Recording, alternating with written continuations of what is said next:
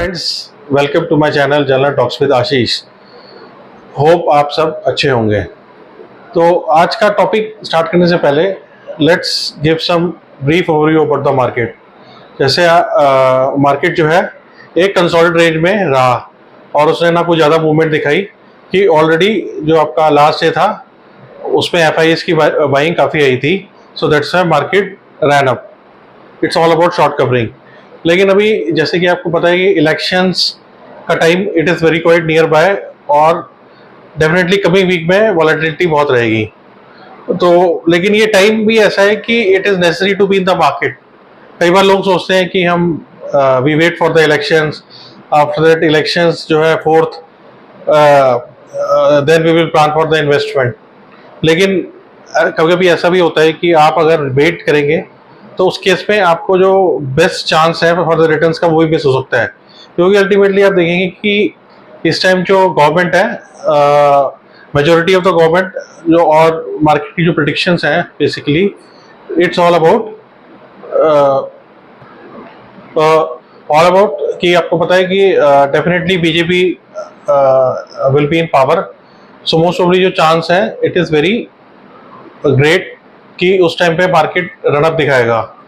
और जैसे कि आपको पता है कि बीजेपी का जो करंट गवर्नमेंट का फोकस है it is on economic development, और आने वाले टाइम में ये 5 years में they will do major investments in terms of infrastructure, roads, railways.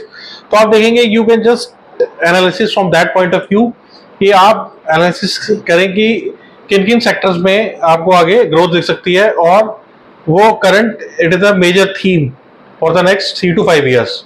Like आप देखेंगे defence is a very major theme as of now, क्योंकि India is becoming independent and they are earlier they were importers, now they will be exporters, they will be exporting the weapons to the other countries.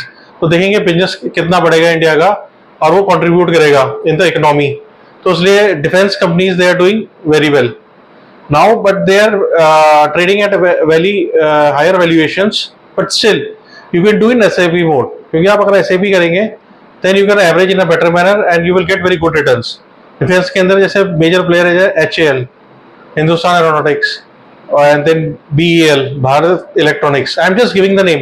ये मत सोचें कि it is an basically an any advice, it is basically just for education purpose and just do your own analysis and do the investment.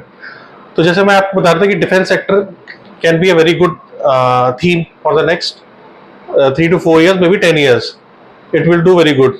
And just like railways के अंदर भी आपको काफ़ी एक अच्छा ग्रोथ स्टोरी दिखेगा कि ऑल ओवर आपके जो मेजर रेलवे लाइंस हैं वो रिवैम्प होगी, और आपका जैसे वंदे भारत ट्रेन्स हैं ये भी आपको काफी एरिया कवर दिखते हुए दिखेंगी, और बुलेट ट्रेन का जो कॉन्सेप्ट है गवर्नमेंट जो फोकस है रेलवे में भी काफी अच्छा है। लेकिन अभी इट इज हाईली वॉलेटाइल कि अभी इलेक्शन से पहले आप थोड़ा सा पोजीशन लें, लेकिन इन अ कंट्रोल मैनर आप इन्वेस्टमेंट करें, लेकिन थोड़ा सा प्लान वे में, rather than don't put all the money now, just do it in a staggered manner.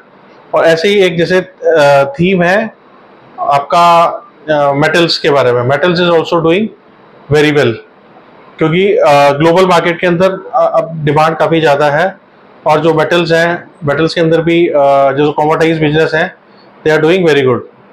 So you can just consider in that theme also. So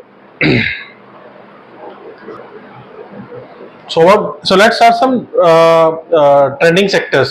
So आप कभी भी sector analysis करें तो फर्स्ट डू सेक्टर एनालिसिस।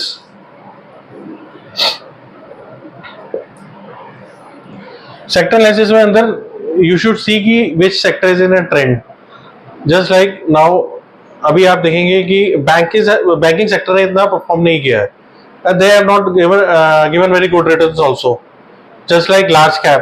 तो आप देखेंगे sector में analysis में जो बैंकिंग सेक्टर है BFSI। So I will give you just brief description of this total short form। B is banking, financial and security and then insurance। So basically ये BFSI sector जो है it is also in a very great demand। सो आने वाले time में definitely जो हमारा economic boost होगा, development होगा, उसमें बैंकिंग सेक्टर का बहुत इंपॉर्टेंट रोल होगा, क्योंकि सब स्पेंडिंग ही होगी। तो सारा का सारा जो फाइनेंसिंग सेक्टर है that will do very well. और उसके अंदर दो सेक्टर में डिवाइड होता है, एनबीएफसीज भी।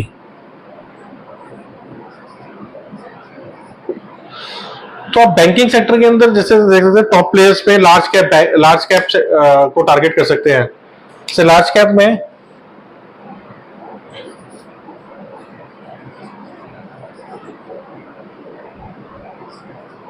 आपके जो मेन बैंक्स हैं वो एचडीएफसी बैंक हैं,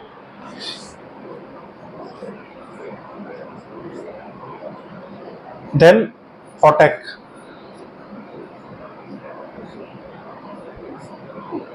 देन एक्सिस बैंक। ये तो आपके प्राइवेट प्लेयर्स हो गए, एचडीएफसी बैंक हो गया, कोटक हो गया, एक्सिस बैंक हो गया। जैसे कि आप देखेंगे कि इन्होंने लास्ट 2 ईयर्स में इतना अच्छा परफॉर्म नहीं किया और बेसिकली ये अंडर वैल्यू रहे हैं, और अभी इनका जो वैल्यूएशन है it is on a right track. तो आप इसमें प्रेफरेंस ले सकते हैं, आप अगर चाहें तो इसमें इन्वेस्टमेंट कर सकते हैं, क्योंकि banking sector definitely will do better in the near future. और इस केस पे आप लार्ज कैप पे ज्यादा फोकस करें, क्योंकि ये आपको एक स्टेबिलिटी प्रोवाइड करते हैं और आपकी कैपिटल को भी सेव करेंगे in the time of crisis. So just make a part of your portfolio this kind of bank. It is just an example and not any advice for investing in the stocks. It is just for the education purpose, which can give you some brief idea कि आप कैसे start कर सकते हैं। और उसके साथ आप अगर आप पब्लिक सेक्टर बैंक्स में देखेंगे तो पीयूसीयूज पे State Bank of India, Canara Bank, they are a good bets. So definitely State Bank is a main bank of India. It is a nationalized bank और ये भी आपको अच्छी स्टेबिलिटी प्रोवाइड करता है। और डेफिनेटली ये आप देखेंगे काफी डीआईआईस के उसमें रिटायर में रहता है, और ये काफी डीआईआईस का इस पे इन्वेस्टमेंट भी है। तो आप ऐसे बैंक्स में भी इन्वेस्ट करते हैं जिसको आपको एक प्रॉपर स्टेबिलिटी देगा, और ये आपको डेफिनेटली लॉन्ग टर्म में एक अच्छा रिटर्न देंगे। और आने टाइम में एक बैंक है जो IDFC first bank. So IDFC First Bank is also very good bank.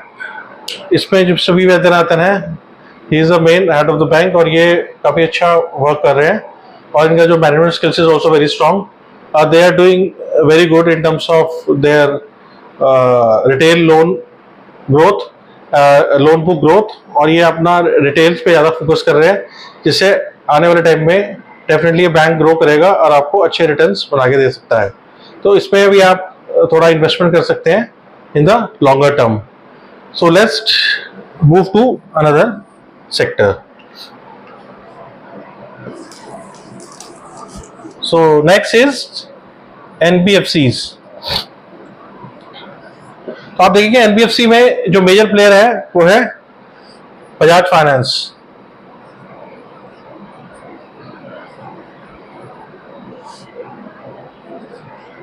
Then Bajaj Finserv,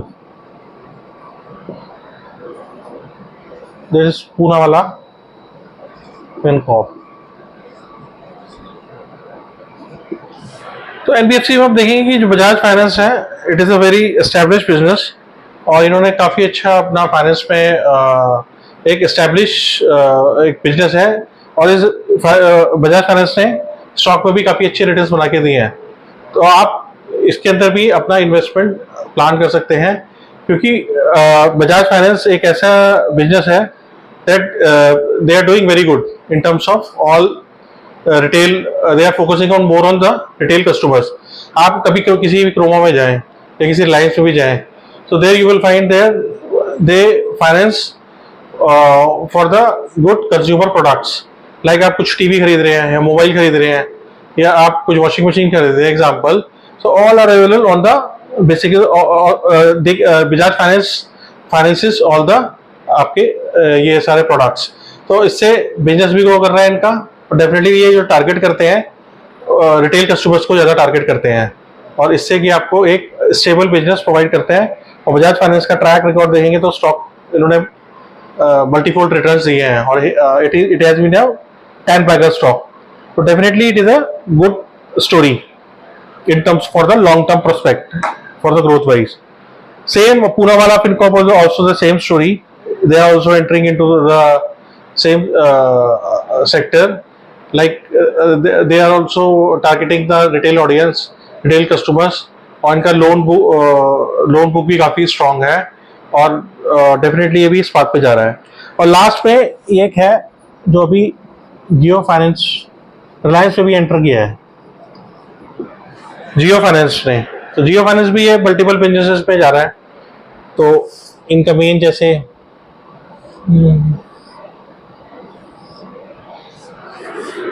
ये भी आपका एक तो फाइनेंस में कंसिडर कर सकते हैं आप. फिर एक इनका इंश्योरेंस सेक्टर है.